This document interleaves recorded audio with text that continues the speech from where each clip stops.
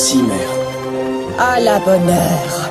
C'est le genre de musique que nous voulons entendre ce soir, et pas ce vacarme. N'est-ce pas, Seth? Tout à fait, mère. Je présume que la cérémonie de fiançailles avec le fils Ptolémée se déroulera plus tard dans la soirée? Évidemment, papa. Je me suis débrouillée pour que Cléo fasse exactement ce que j'attendais. La grande comète, venue du fin fond de l'espace et chargée d'énergie surnaturelle. Cette nuit, elle va nous rendre une nouvelle visite. Nos ancêtres croyaient qu'il s'agissait d'un cadeau offert par un autre peuple. Une espèce d'être vivant, inconnu, vivant au-delà des étoiles. Pourquoi nous l'ont-ils envoyé? Est-ce un message, un gage de paix ou un avertissement? La seule chose que nous savons, c'est que toute promesse qui est faite sous la lumière magique de la comète ne peut pas être rompue. Aussi avons-nous créé la cérémonie des fiançailles, au cours de laquelle nos descendants s'engagent à sceller leur destin afin de permettre à leurs familles respectives de consolider le pouvoir dynastique. Une fois la cérémonie achevée, la comète repart. Mais nous avons un élément en notre possession pour nous rappeler qu'elle reviendra un jour. Le cristal cométaire, à savoir un fragment de la grande comète. Et ce soir, le Muséum d'Histoire Surnaturelle a l'immense plaisir d'accueillir l'élite bouillorcaise afin de dévoiler cette pièce d'exception pour la toute première fois au monde.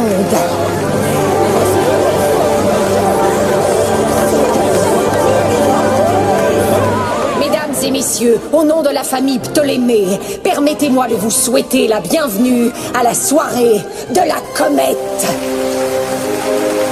Vous êtes tous invités à venir me rejoindre sur le toit à minuit pour observer la grande comète traverser la voûte céleste.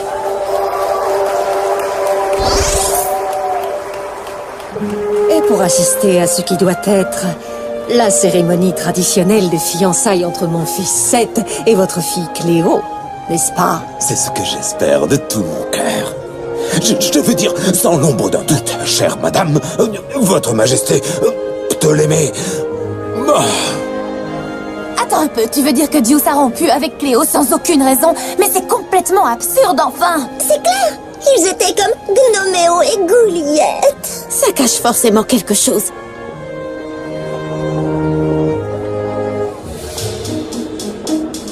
Mon rat, j'imagine que tu dois en avoir assez que tout le monde te parle de Seth. Seth Ptolémée? Pourquoi? C'est quoi le problème? Oh, ne me dis pas que tu n'es pas au courant. Pourtant, tout le monde ici n'a que ça à la bouche. Mais si tu n'es pas au courant, je ne veux surtout pas t'embêter avec ça. Attends, Néphera, de quoi tu parles exactement? Non, ce n'est rien d'important en tout cas. Néphera? Comme tu le sais, je ne suis pas du genre à virevolter tel un scarabée pour répandre des rumeurs. Mais... tous les invités s'attendent à ce que tes fiançailles avec Seth soient célébrées ce soir sous la lumière de la comète. Wow, qu'on célèbre nos fiançailles, moi et Seth. Ils sont tous obnubilés par l'idée que ce rapprochement entre les deux Nils et les Ptolémées permettrait de former la plus puissante dynastie qu'on ait jamais vue depuis une éternité. Et il faut bien avouer que ce serait historique. Tu deviendrais une femme riche, une femme de pouvoir, et tu répondrais aux attentes de tout ton peuple. C'est vraiment ce que tout le monde désire? Je sais que ça semble dingue, mais ça n'arrivera jamais puisque tu sors déjà avec Deuce, alors... Oh Cléo, pardon, je te prie de m'excuser, j'avais oublié. Enfin bref, fais comme si je ne t'avais rien dit. Je vous conseille de goûter aux amuse-goules. Luna! Salut les goules! Je fais partie de la fête! Bon d'accord, pas en tant que comédienne, mais regardez, elle est super ma tenue de travail, non? Ne t'en fais pas, tu ne vas pas tarder à décrocher un premier rôle à Crodoué.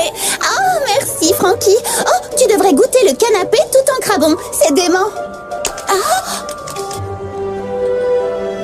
Ok, monstres et momies, j'espère que vous avez bien serré vos bandelettes. Parce que maintenant, nous allons danser sur de la musique de folie. Le robot, c'est d'ailleurs la seule danse que je connaisse.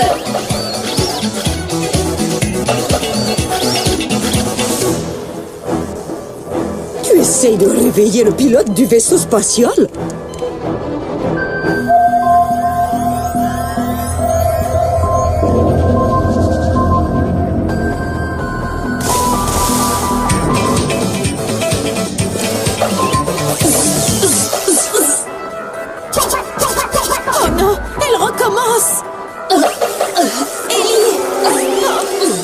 Raté. Il est toujours endormi. Oh, que s'est-il passé? Tu répondrais aux attentes de ton peuple.